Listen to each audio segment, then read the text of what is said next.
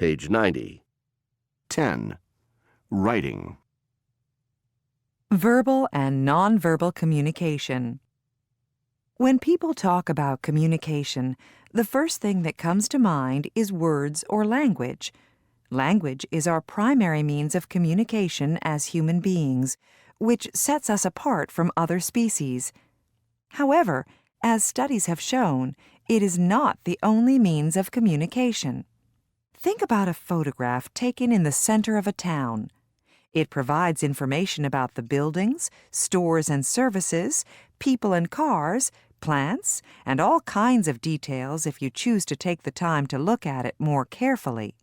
Now try describing the picture and everything you have identified in it to your friend, or write about it. How long do you think it's going to take you? Certainly a lot longer than it takes a photo to convey the same amount of information. Suppose that you have just acquired the latest electronic gadget. Would you choose to tell your friend about it or show it to him or her? Usually, we choose to do the latter, i.e., show it to somebody and point out all the new amazing features. In other words, pictures and objects can speak for themselves more efficiently and effectively than we can through verbal language. However, there are situations where a different type of interaction is required, when, for example, you run into somebody you have not seen for some time. You probably want to talk about everything that has happened, ask him or her questions, and talk about people you know, and so on. This is definitely a case that requires verbal language.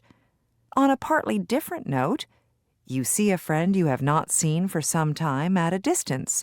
For example, different escalators at the airport leading to different lounges. You have both checked through security and cannot go back, and you certainly don't want to start shouting across the airport building. You want to get his or her cell phone number. You probably resort to gesturing by holding your hand next to your ear and pretending to talk. You point to the phone, point to your friend, and use a hand gesture to signal what, pointing back to the imaginary phone. Your friend signals each number by holding up the appropriate number of fingers. In other words, although language is important and allows us to communicate facts, feelings, thoughts, experiences, and practically everything and anything that we are interested in, it is not the only way we communicate with each other. As studies have shown, about 60% of human communication is carried out through nonverbal means, for example, facial expression, gestures, or illustration. Maybe we should keep this in mind when we are at a loss for words.